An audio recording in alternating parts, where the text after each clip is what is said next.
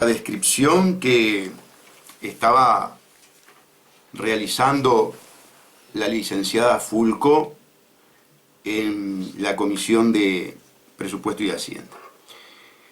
En el primer semestre de trabajo, dice, ya hace un año, lo que hicimos fue apagar incendios en lo relacionado a la conflictividad del sistema, descolgar chicos que se cuelgan permanentemente por las condiciones en que viven. Les digo que no es nada agradable descolgar un chico para salvarle la vida.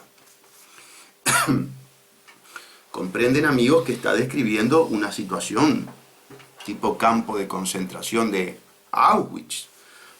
Preferir la muerte a seguir en las condiciones en que el gobierno de Vázquez tiene a los menores infractores. Ahora, yo me pregunto, todos estos muchachos como Felipe Michelini, Rafael Michelini, Macarena Gelman, el propio actual presidente del Fraude Amplio, el doctor Miranda, todos ellos muy preocupados por los derechos humanos del pasado, que inclusive cobraron sumas importantísimas del Estado uruguayo en resarcimiento por el terrorismo de Estado que sufrió su familia, ahora integran un gobierno que es terrorista de Estado. Rafael Michelini estaba en esta comisión escuchando estos horrores. Pero el propio Miranda fue el director nacional de Derechos Humanos del Ministerio de Educación y Cultura hasta hace unos días. Esa dirección que ahora está bajo la presidencia de la República y que fue creada por la ley 17.930 en el 2006, cuando ya torturaba el gobierno de Vázquez, ¿verdad? Y que nosotros denunciábamos y que la justicia no nos hacía caso. Ni fiscales ni jueces se animaban a instruir nuestras denuncias. ¿Y qué hacía Miranda? Porque, a ver, uno de los cometidos que se establece en esa ley es contribuir al fortalecimiento de los derechos humanos en todo el país. ¿Qué hacía Miranda además de cobrar un muy buen sueldo por esta función? No cumplía con la función. No se preocupaba por los derechos humanos actuales. Estaba preocupado por los derechos humanos del pasado. Pero integra un gobierno violador de los derechos humanos. Integra un gobierno que ejerce el terrorismo de Estado. Integra un gobierno que le inflige a los seres humanos los dolores y las atrocidades que le infligía la dictadura militar. ¿Y saben qué? Una cosa curiosa. Los dos regímenes responden al mismo amo. Los dos responden al Departamento de Estado. Las vueltas de la vida, o como dice la canción, todo cambia, depende del lado del mostrador en que se esté, ¿verdad? Quiero decir que todos estos personajes que acabo de nombrar encubren la violación de los derechos humanos. Son encubridores de las torturas en el INISA, antes Sirpa. Son encubridores de las torturas en las cárceles. Y son coautores de la violación de la Constitución a los derechos de los ciudadanos inocentes que se ven acosados por la criminalidad común que recrea, que profundiza un modelo de gestión gubernamental proimperialista, colonialista, entreguista. Esa es la etiología, esa es la causa de esta criminalidad, que jamás van a poder terminar con ella y que al contrario, cualitativamente aumentará su nivel de violencia, porque no se ataca a las causas, sino que se tienen políticas efectistas. A mí me llama poderosamente la atención otras actitudes, la complicidad de la burocracia sindical, Claro, yo sé que la burocracia sindical con el gobierno de Vázquez se ha enriquecido, porque si algo caracteriza a los gobiernos de izquierda es que son corruptos, son gobiernos ladrones.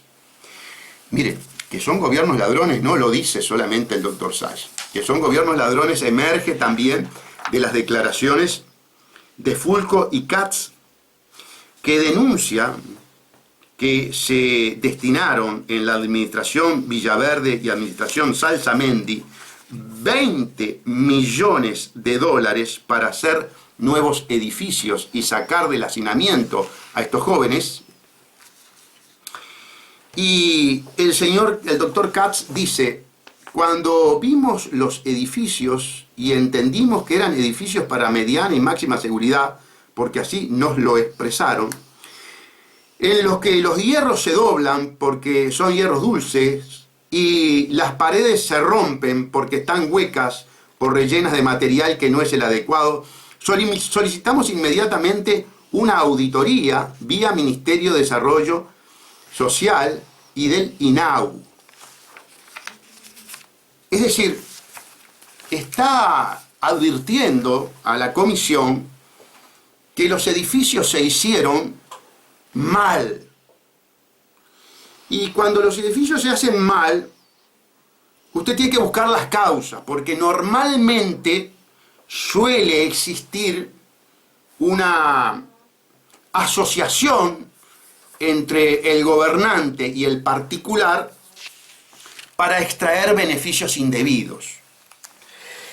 En ese sentido interviene el senador Amorín y dice, entonces indudablemente quienes vinieron acá a decirnos que estábamos haciendo las obras nos mintieron, y feo. Eso para empezar. Y una de las preguntas que les quiero hacer a las autoridades del INISA es la siguiente. Recuerdo haber visto y escuchado denuncias públicas, denuncias penales con respecto a estas irregularidades. Es un escándalo. Si tuviéramos que analizar esto seriamente, señor presidente, diríamos que es un escándalo. Estamos hablando de 20 millones de dólares que hoy se necesitan nuevamente. Salsamendi y Villaverde dispusieron de 20 millones de dólares cuando presidieron el CIRPA. Y las construcciones no sirven, aparentemente están mal hechas y aparentemente hay visos, indicios de ilegalidad que estarían en la justicia. Pero ustedes saben cómo funciona el sistema judicial en los gobiernos del fraude amplio. Y a mí no me van a hablar de ese tema, que he estado en una situación de profunda actividad para denunciar la corrupción de los gobiernos del fraude amplio. Y hay otra frase, manida frase del doctor Vázquez, que estas declaraciones de Katz demuestran que también son falsas, que es mentira, que es una mendacidad.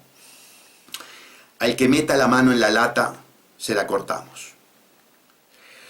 Y yo veo una cantidad de funcionarios que tengo denunciados que no están mancos y que con ese criterio debería estar sin las dos manos.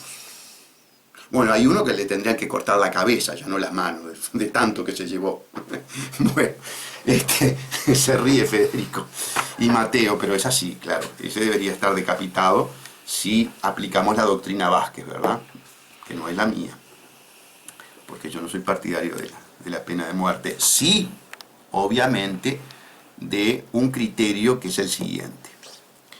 Y esto es muy importante, amigo, lo que voy a decir. Para que el sistema represivo cobre legitimidad a los ojos del conglomerado social, primero tiene que pegar hacia arriba. Es decir, primero tiene que buscar investigar y penalizar las conductas delictivas de los poderosos. Y concomitantemente, en el mismo momento, también, obviamente, las conductas delictivas comunes, del ciudadano común, de la marginación. Si se pega solo para abajo y se consagra la impunidad hacia arriba, tenemos entonces un Estado corrupto, arbitrario, y una justicia absolutamente deslegitimada y cobarde. Porque pegar para abajo es de cobarde. Entonces, para tener una justicia valiente, independiente y legitimada, las denuncias de corrupción con respecto a gobernantes y empresarios tienen que ser instruidas con la profundidad y la celeridad que el pueblo necesita ver para confiar en el sistema judicial. No es lo que se está dando actualmente, por el contrario. Amigos, en un Estado bien organizado, estas cosas no deberían pasar. Pero si pasan, lo que debería suceder es que el fiscal de turno y el juez de turno deberían actuar de oficio. Frente a estas denuncias públicas, porque además fueron publicadas en los medios de prensa, fueron publicadas tanto la situación en el INISA como la situación en el CONCAR, que todavía a ella no me he referido, pero que es noticia por las medidas gremiales que están tomando, con todo derecho, por supuesto, los guardias de seguridad, conforme a lo que informan los medios de comunicación. Pero ante la omisión del sistema judicial, ante la omisión del Ministerio Público, ante la omisión de la Fiscalía General Inconstitucional de actuar, el doctor Salle hizo la denuncia correspondiente. Se presentó y denunció la situación del INISA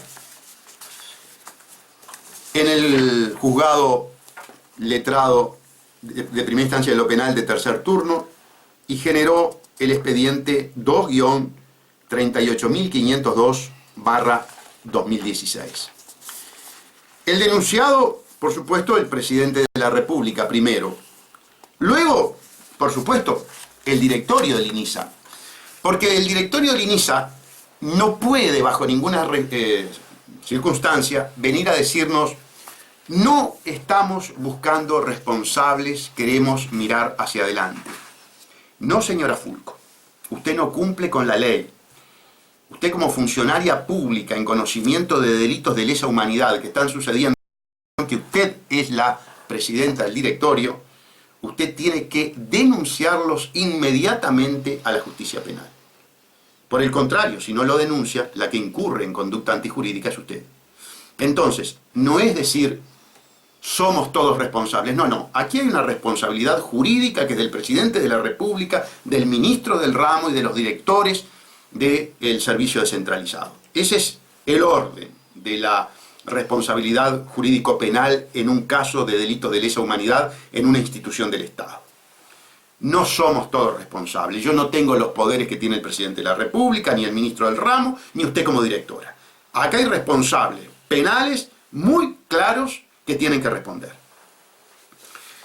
En segundo lugar, nos llama poderosamente la atención la actitud de todos los organismos de derechos humanos, todas las ONG de derechos humanos. Pero hay una en particular que no es una ONG, es un instituto estatal, que es el Instituto de Derechos Humanos.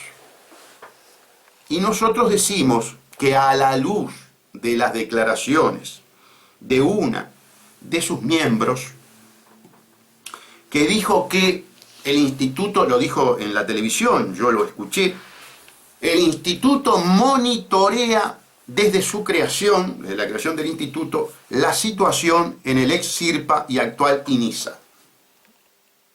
Bueno, señora miembro del instituto, si usted monitorea esto, si usted monitorea estos horrores, usted está encubriendo los delitos de lesa humanidad. Yo tengo el derecho de decir que este aparato burocrático, politiquero del Instituto de los Derechos Humanos es nada más que eso, un instituto fraudeamplista que encubre el terrorismo de Estado que se ejerce en el INISA y el terrorismo de Estado que se ejerce en el CONCAR.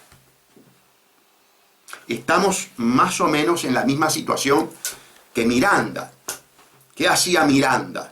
No monitoreaba, ganaba el sueldo y no se enteraba de lo que pasaba en las cárceles, o se enteraba y también lo encubría.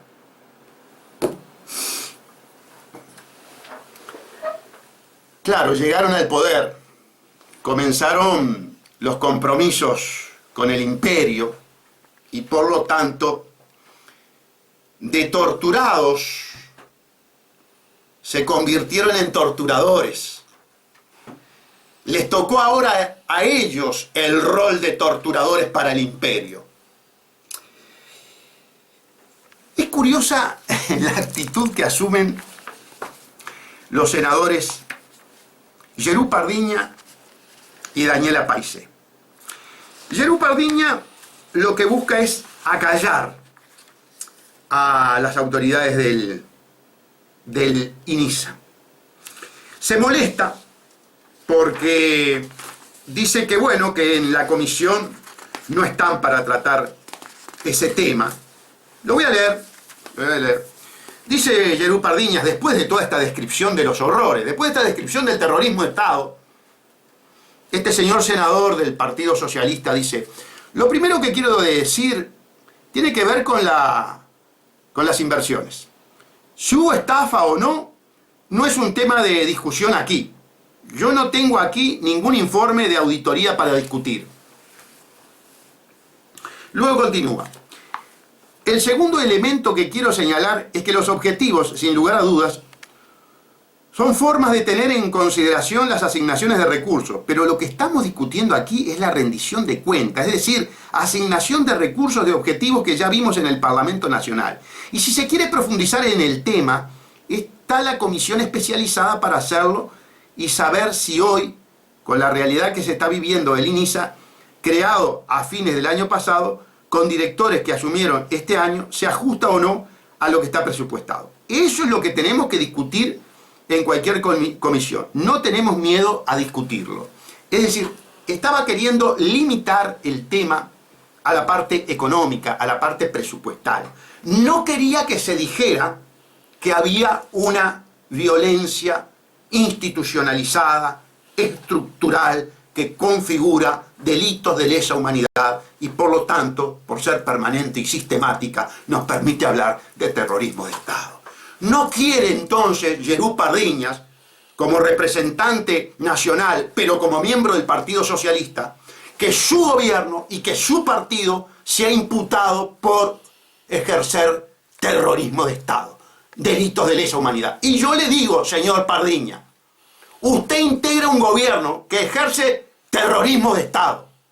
Usted integra un gobierno que tiene institucionalizados los delitos de lesa humanidad.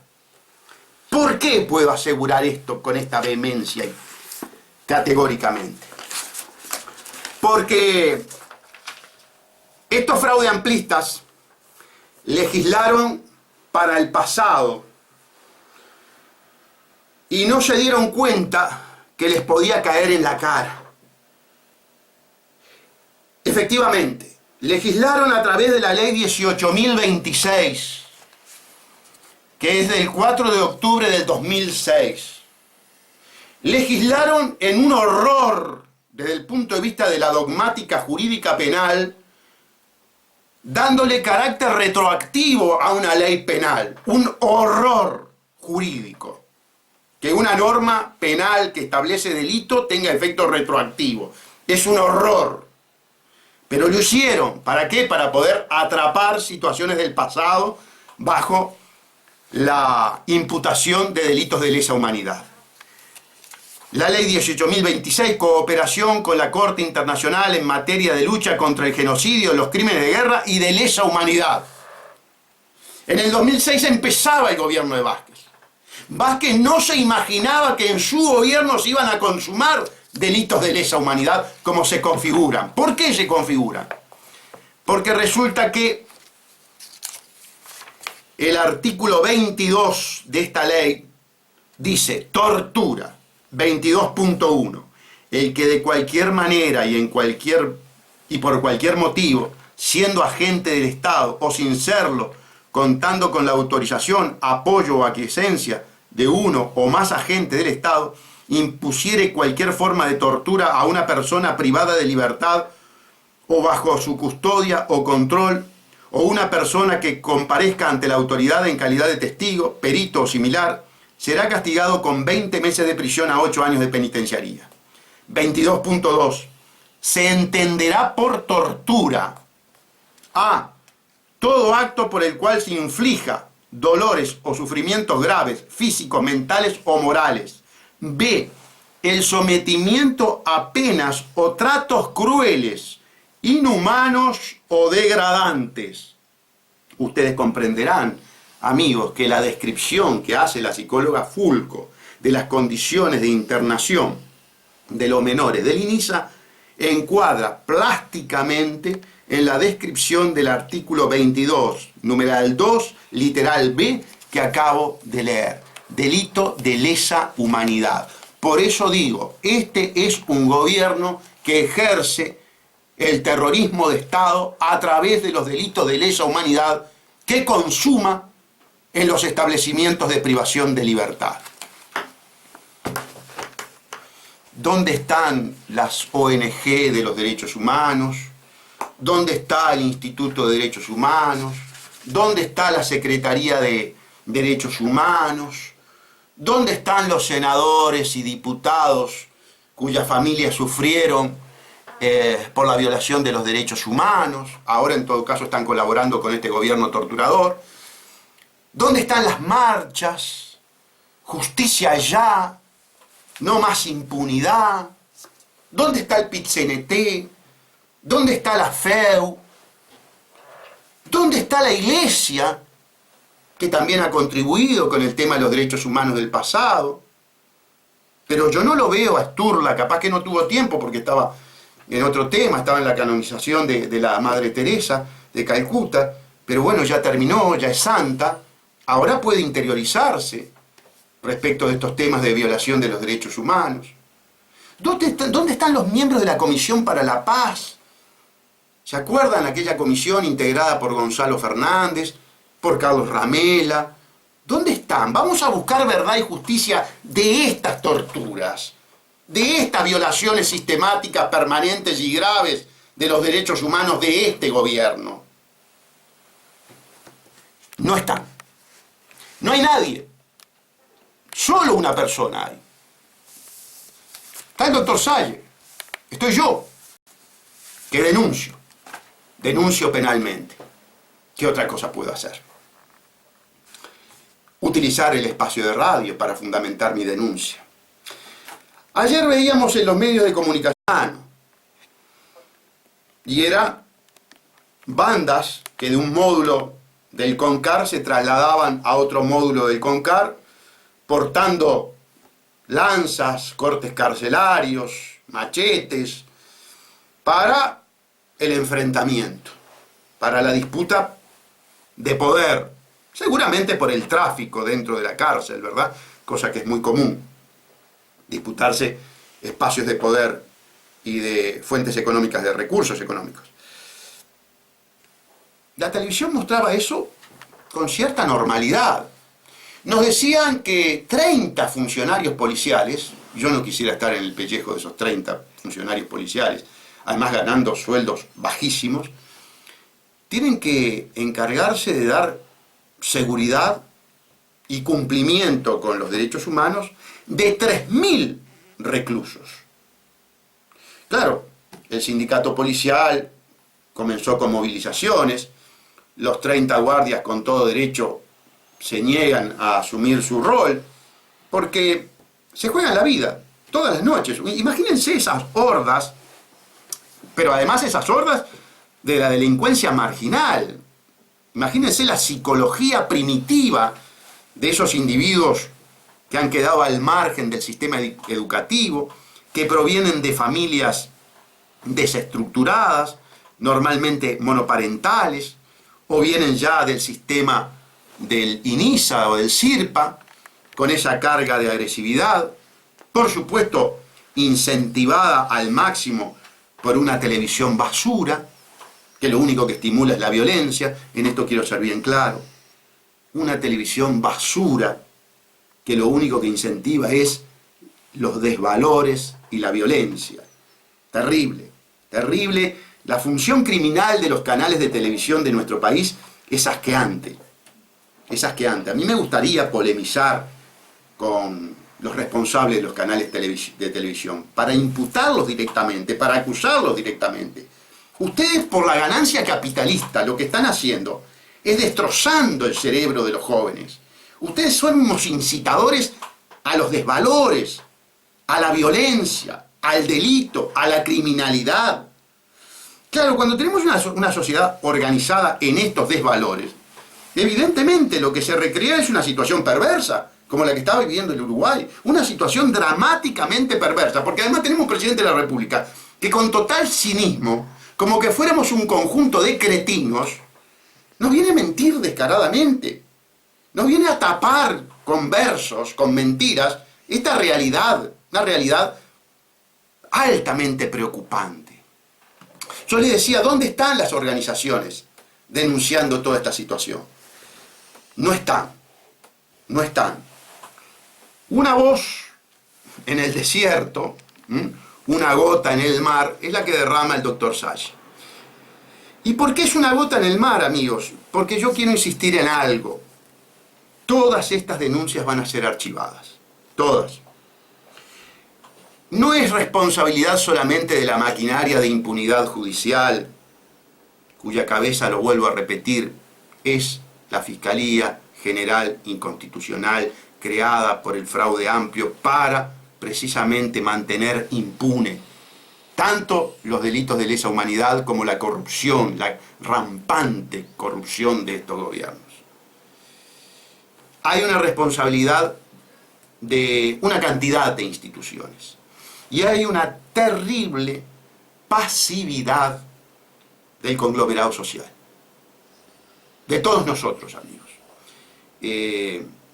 Si no nos movilizamos, si no requerimos, si no le pedimos al presidente de la República que se deje de mentir y que cumpla con el artículo 7 de la Constitución de la República, este país termina en la situación en la que está hoy El Salvador, donde la lucha de clases se expresa a través de las maras, de las patotas, de las pandillas.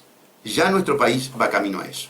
Es decir, la criminalidad como forma de expresión de la lucha de clases ante la decepción total de una clase política que está para enriquecerse, que es inoperante y que está para encubrir todos estos delitos de lesa humanidad y de corrupción. Nos vemos el próximo lunes. Hombre, por ella no ha pagado derecho. ¿Qué programita es aquí? Félix informa la hora. 10 horas 57 minutos.